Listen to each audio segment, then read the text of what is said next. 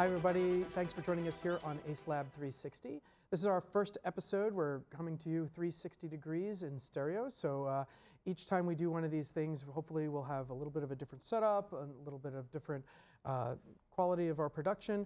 But for this time, this is our very first episode. I have Brendan Liu here with us. Brendan is the president of the student group here at Drexel University, the Drexel University Virtual Reality Group. Why don't you share a little bit about what the club is and before we get into all these toys here? Sure, of course, yeah. We're a student-run organization comprised of VR enthusiasts. We meet about once a week and we discuss new VR trends, and we also dive into experiences and mess around for ourselves, and we also develop our own applications. Yeah, so you guys are developing for Vive and for Oculus and all kinds of different 360 things, and you also test out new stuff when it comes out and try it out. Yep. So you're meeting like once a week, and so it's a pretty big group too, right? Yeah, like, it's about 200 members. Wow, so it's very busy. We keep busy around here. So for this very first episode, we figured we'd just do a quick rundown of a number of different headsets that are available at the consumer level right now to give you kind of an idea of the whole range. If you're watching this on a browser right now, that's all well and good, but the idea is that we've recorded this in stereo 360, and so you can actually get a lot more out of the experience if you watch through some form of headset, because then you can see stereo depth and you can look all around the room in a little more natural way with your head instead of using your browser. Again, you can still use your browser, but this is the cheapest thing I could find that was really effective. I think this is a lot of fun to play with, actually. This is from a company called Homido, and this is their Homido Mini, and it just slips right over any smartphone. So it works with iPhone as well as with Gear VR, or Samsung Galaxy phones. And so this is very, very basic. It's kind of like old ViewMaster or like 1800s stereoscope, where you've just got two lenses that have your eye focus on each side of the screen, and then when you're watching YouTube, you tell YouTube that it's a headset is on, and then you get a different view and you can see stereoscopic.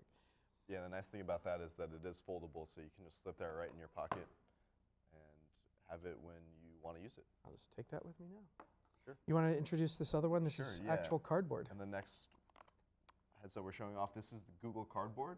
Essentially the same concept as the Homido viewer, where it's magnifying your phone screen. Again, your phone can just slip right into this fold right here, and it Velcros in. Nice thing about this is that since it's an enclosed box, there's going to be no light leaking in from the side, so you won't have any glare on the screen. A little bit more of a clear picture. And also right here on the top, we have one button that touches the screen on the inside, and that's a form of interaction you can use with the VR experiences. Yeah, I mean, the cool thing is this is made entirely out of cardboard. It literally comes in a flat envelope type of thing. This particular brand here, this is from a website called I Am Cardboard. And these are what, like $10, $15? Yeah, even a Shiba's $5 now. Okay. Now that they're more popular. Which is about the same price as this. So, I mean, it's a little bit larger and not quite as portable as this when it's fully assembled, but still very, very inexpensive. Works with any cell phone at all. Yep. So that's pretty cool. So the next step going from there brings us to this ViewMaster, which is something you can get at Amazon or Toys R Us even. Just like the cardboard, it has a little compartment that you can open up and drop in your cell phone. And once you've closed it up, you're all set to view in full 360 and stereoscopic. So this is hard plastic. It's designed to be somewhat, mostly childproof. Yeah, exactly. It does have the control, the push button control that taps the screen. So there's interactivity. It is pretty rugged. This one is actually designed for smaller children. So for adults, especially with glasses, it doesn't work all that great. There's not quite enough room for your glasses to fit in. And it's a little bit more expensive, maybe like $20 or something like that. Gotcha. But again, three models that are very, very inexpensive to get started with.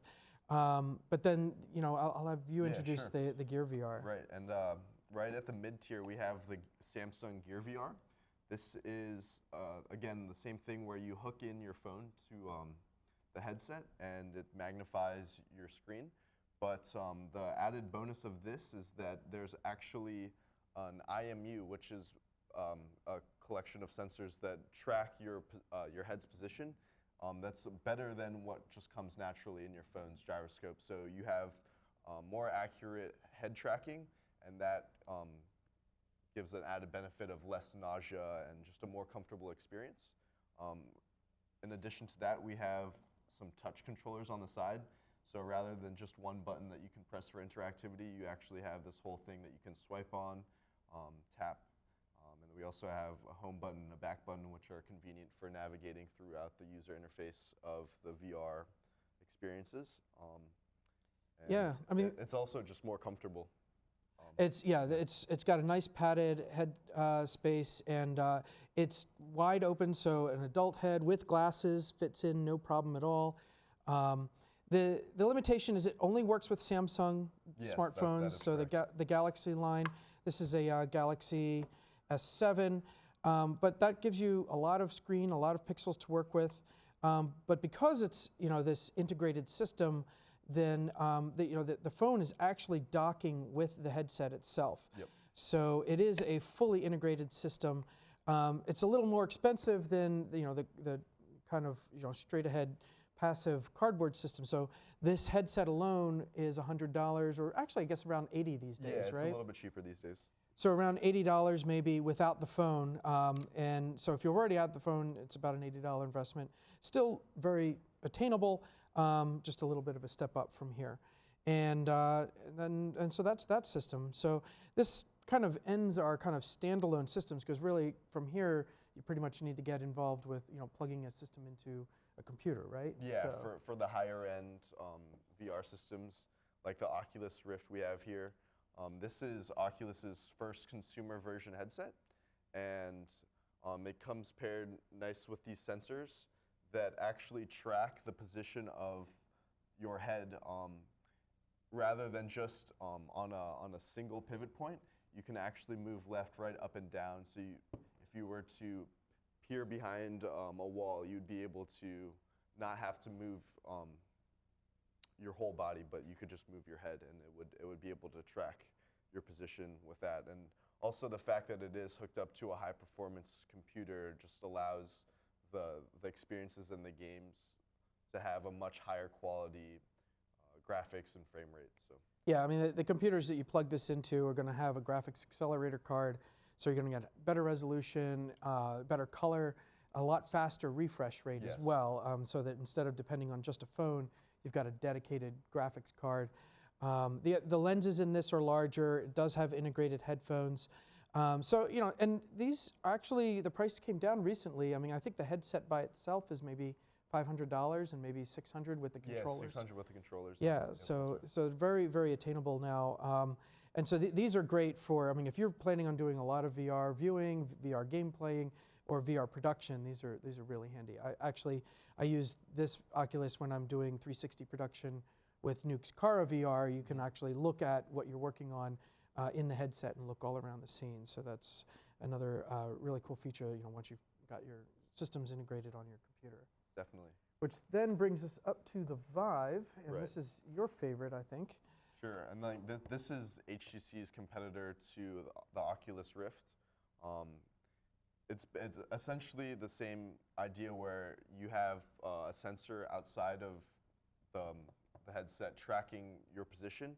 The thing that's a little bit different is the play space that you're actually able to move within is a little bit bigger with the HTC Vive. The tracking is a little bit better. And beyond that, in terms of refresh rate, resolution, both headsets are very comparable. Yeah, so this one, like you said, this is what they refer to as room scale VR, so that you can actually walk around, usually at least a 10-foot square kind of a space, Yeah, and maybe a little bit larger. Even larger, probably like 15 feet. So, I mean, that's really the range of headsets. So, I mean, if you're just dabbling with this and just getting started, these cardboard units or Hamidos, really small, really inexpensive, very attainable.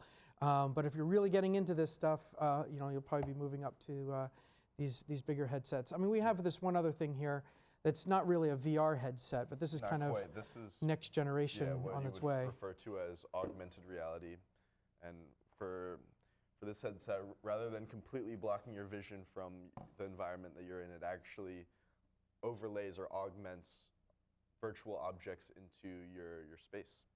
Yeah, into your actual space. and where these are all, ranging from 5, 10 to 80 or hundreds of dollars.